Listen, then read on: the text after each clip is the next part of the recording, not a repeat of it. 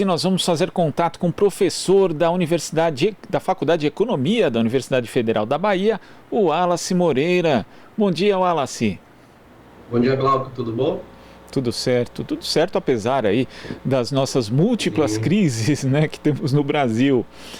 Inclusive, vamos falar de uma delas, né, Wallace, que é a crise econômica associada à crise do desemprego. O IBGE divulgou um número recorde de desempregados no Brasil, a gente chegando aí a praticamente 20% da população sem uma ocupação, sem posto de trabalho, e temos aí o retorno do auxílio emergencial também em valores muito menores do que os anteriormente pagos. Como é que você vê essa conjuntura e essa dificuldade? Porque além do drama social das pessoas que estão desempregadas e que também tiveram, né, quem está empregado teve queda de rendimento durante a pandemia, segundo dados do IBGE, quais as dificuldades que esse cenário coloca, né, além do drama pessoal, a possibilidade de retomada da economia, Wallace?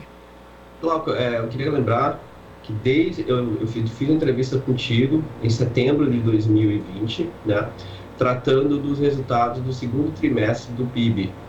E lá naquela entrevista eu tinha comentado, né, qualquer telespectador e ouvinte da TVT podem pesquisar no Google, até ontem eu brinquei com um amigo sobre isso, que eu já tinha comentado com você aqui na entrevista que a recuperação em V, que foi propagada pelo Paulo Guedes, sua equipe econômica e pelo senhor presidente da República, não passava de uma retórica, não passava de fruto de imaginação da cabeça do Paulo Guedes, e não fortuita, deliberada, né? Eles não mentem de forma ingênua. Como você mesmo, a reportagem que vocês acabaram de mostrar, o presidente da República já mentiu mais de 2.000 vezes. E o ministro da Economia aí também vai no mesmo caminho. Ele é um mentiroso posto mais, entendeu? Mente de forma constante, é um mentiroso. E ele sabe que ele é mentiroso. Ele age de forma deliberada, em nome de uma agenda econômica. Então já estava muito claro que nós não teríamos essa recuperação em V, dadas as políticas econômicas adotadas pelo governo.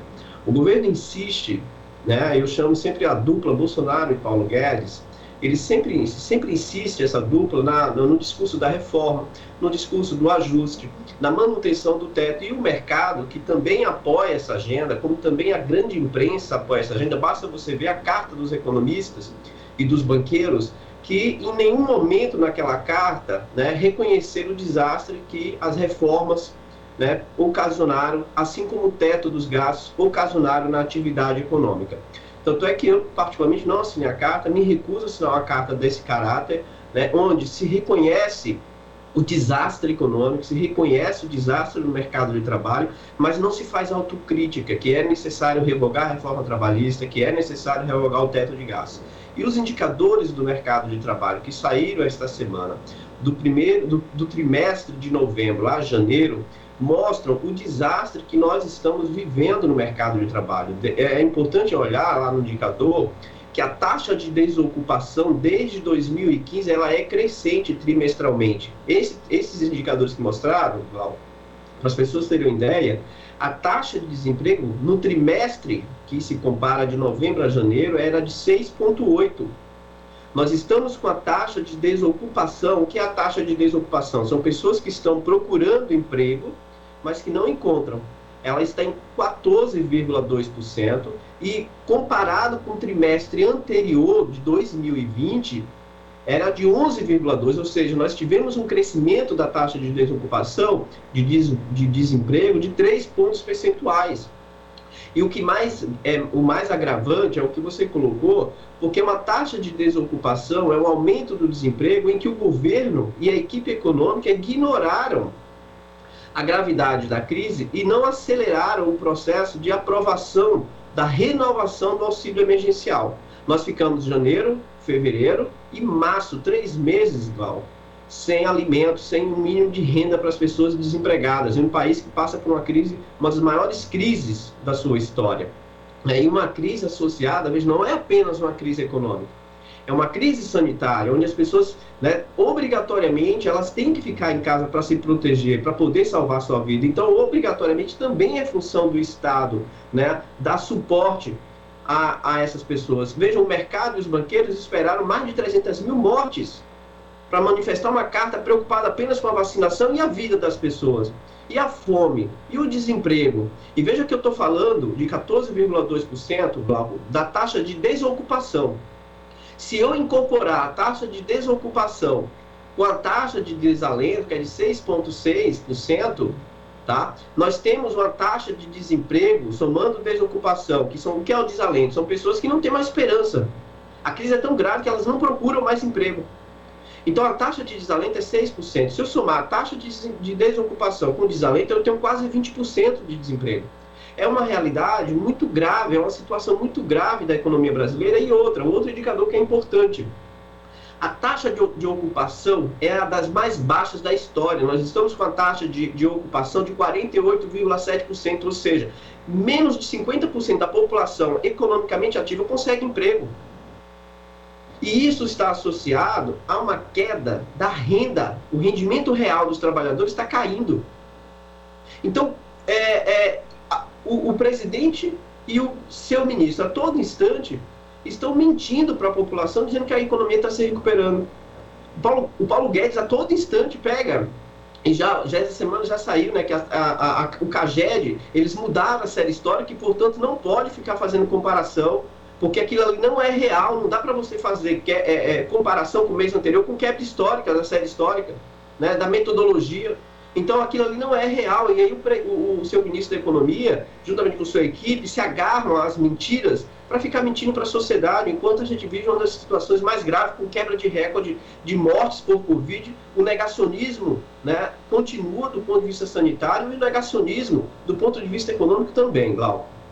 Agora, Wallace, como você atesta, nós tivemos uma desestruturação do mercado de trabalho nos últimos anos, não só pelas reformas que acabaram atingindo diretamente esse mercado, como a reforma trabalhista, também tivemos aí a lei da terceirização e outras iniciativas, mas também com desmonte de outras políticas, como a política de valorização do salário mínimo, que acabava impulsionando também uma valorização não só do salário ali, do piso nacional, mas também daquelas remunerações que estavam um pouco acima e às vezes até bem mais acima. Agora, Wallace, dentro disso, né, com alto desemprego, com queda de rendimento, a gente sabe que o consumo interno também acaba caindo. Parte do empresariado brasileiro ainda não percebeu o tiro no pé que foi a reforma trabalhista, que foram essas flexibilizações de direitos, já que atingem, inclusive, a sua própria produção, ou, na verdade, o capital produtivo brasileiro hoje já está tão financiarizado que ele coloca isso em segundo plano, Wallace? Olha, o professor Eduardo Costa Pinto, da UFRJ, né, ele tem feito uma pesquisa enorme, a gente inclusive o convidou para participar de um programa que eu participo nas redes sociais, o Conexão Xangai, aos domingos, às 18 horas, em que ele está pesquisando e mostrando como que a elite brasileira, a rentabilidade, o lucro das empresas, o grande capital está aumentando em plena crise. Então essa crise, ela bate o trabalhador, o assalariado, né? A elite brasileira, ela ganha. Pega o caso do agronegócio, é exemplar, né? A elevação dos preços das commodities, o crescimento das exportações, beneficia esse setor. Tanto é que é um setor chamado a bancada ruralista, né, que é ligado ao governo, que apoia o governo. E aí tem uma coisa que é grave. Nós tivemos uma experiência, no período recente, de elevação do salário mínimo acima do nível da inflação, né?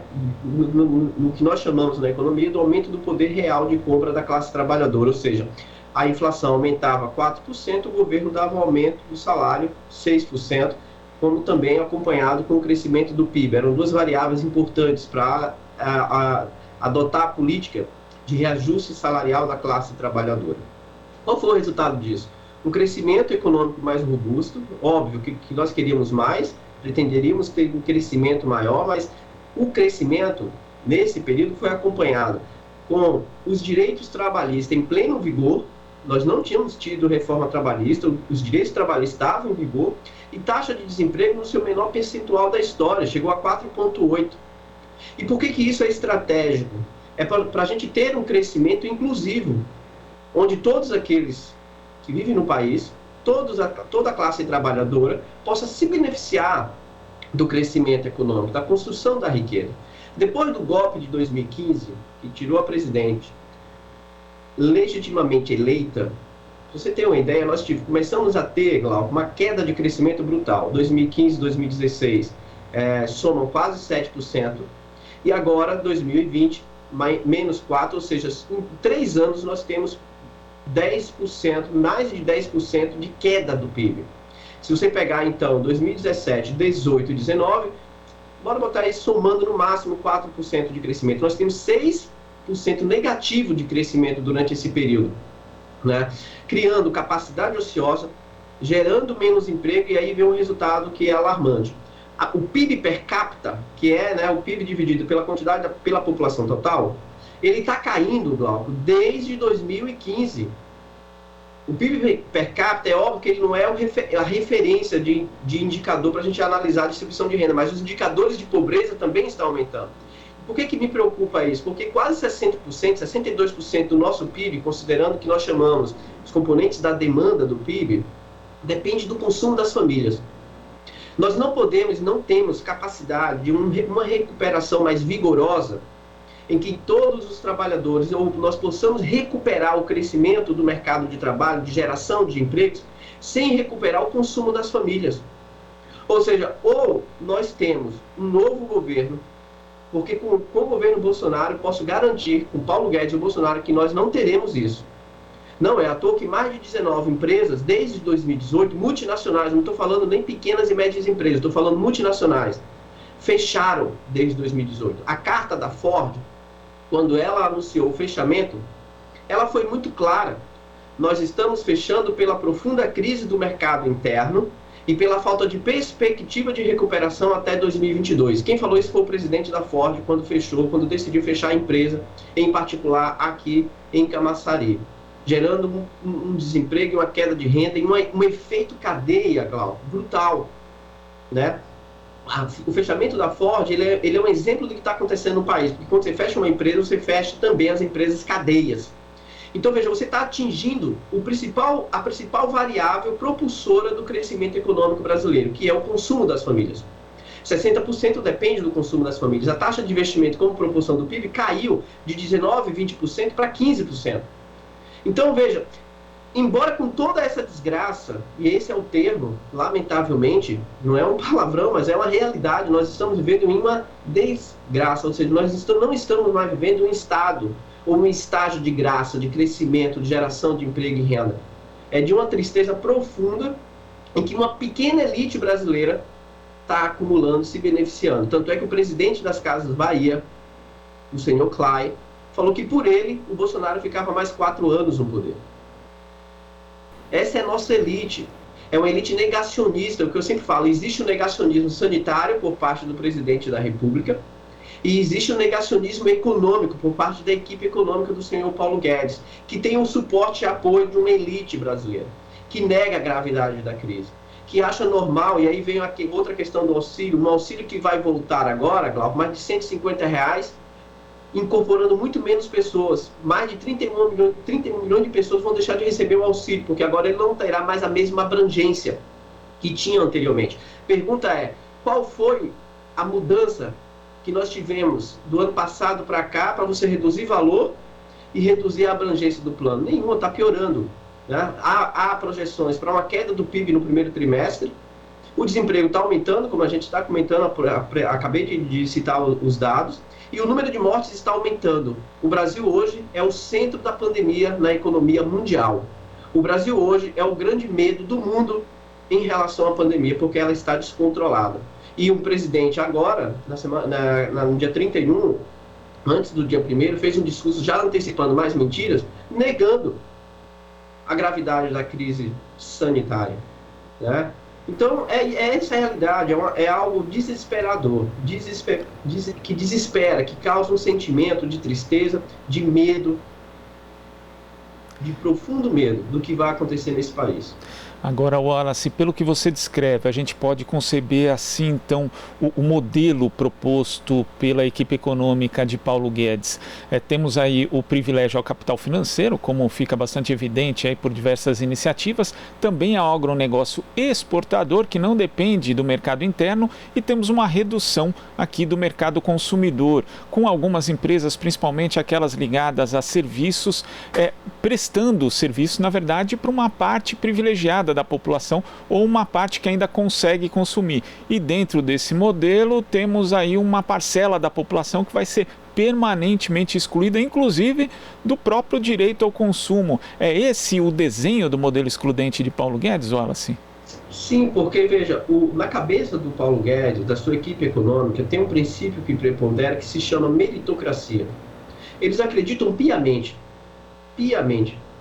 que as pessoas não trabalham ou estão desempregadas porque querem. Que o motivo, veja, o Paulo Guedes falou recentemente em uma entrevista que o problema da crise eram as críticas que a grande imprensa e que a esquerda faziam ao governo. Porque ele acredita, e ele sabe o que ele está fazendo, de que a política econômica dele é correta. E para ele é. Porque, veja, ontem o TCU, o Tribunal de Contas da União, fez uma denúncia da venda da refinaria RLAM,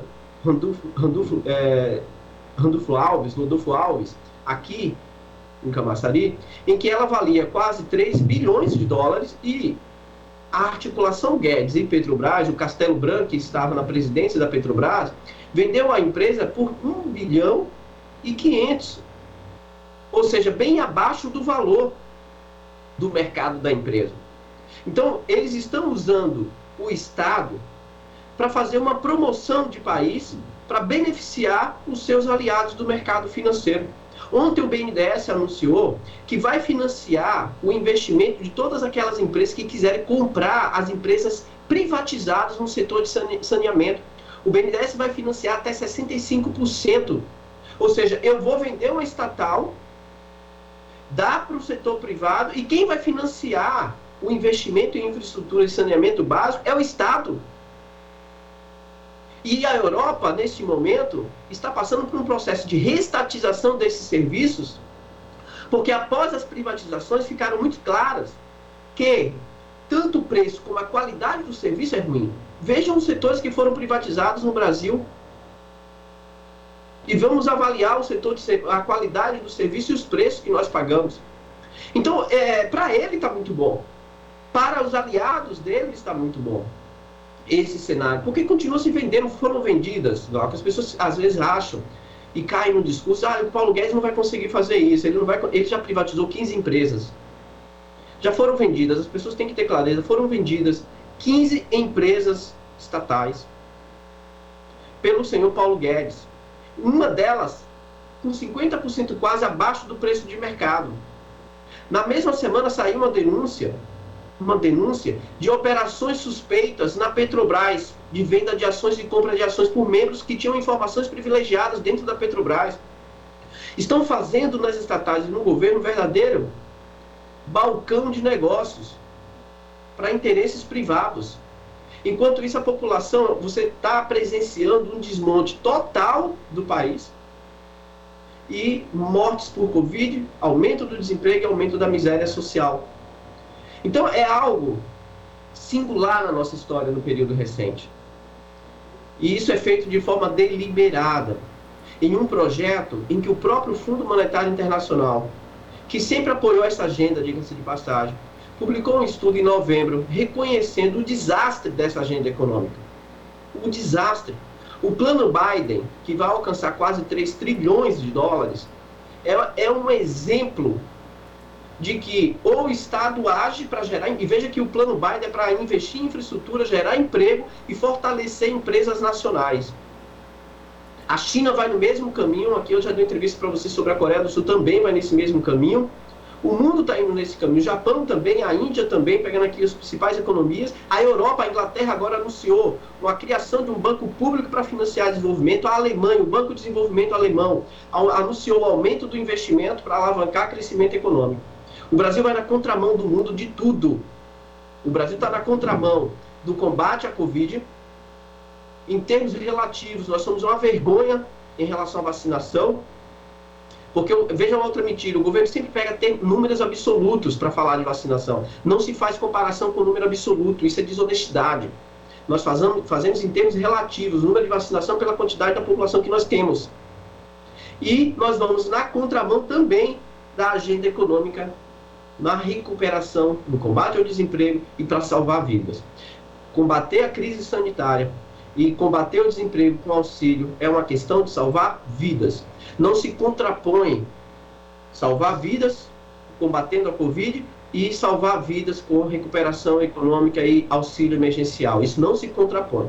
O que o governo tenta fazer a todo instante de se contrapor, que não pode isolar porque se gera a crise econômica, isso é criminoso, isso é irresponsável e isso é feito de forma deliberada. Isso não é feito de forma ingênua ou de forma incompetente, não é de incompetência e de ingenuidade, é desumanidade, é um espírito negacionista que tem prazer em ver miséria, é um projeto de extinção da classe trabalhadora, o que nós estamos vivenciando no Brasil.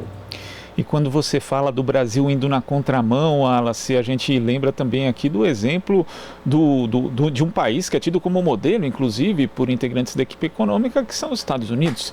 Né? Os Estados Unidos, o presidente Joe Biden, que não é de esquerda, não é comunista, né, entre aspas, ele anunciou agora um plano de 2 trilhões de investimentos em infraestrutura durante 8 anos, né, que muita gente até fez ali a comparação com o New Deal, mas remete também aqui ao que foi feito no Brasil, ao plano de aceleração do crescimento, o PAC, que justamente focava ali na questão da infraestrutura, e antes disso, também no começo de março, ele anunciou um pacote de outros 2 trilhões de dólares, né, para ajudar as pessoas, principalmente ali numa espécie de auxílio emergencial também.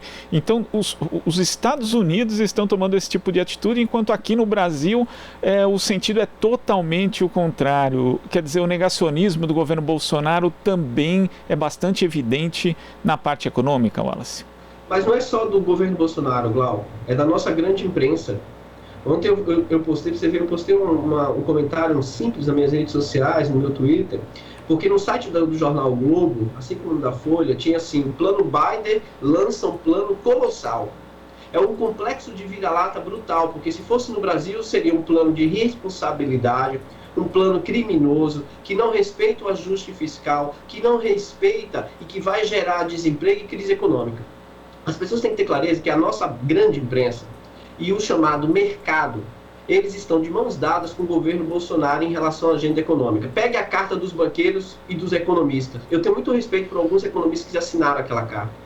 Mas pegue aquela carta e vejam se eles falam em relação à recuperação econômica com o fim do teto e a recuperação dos direitos trabalhistas. Não, eles negam.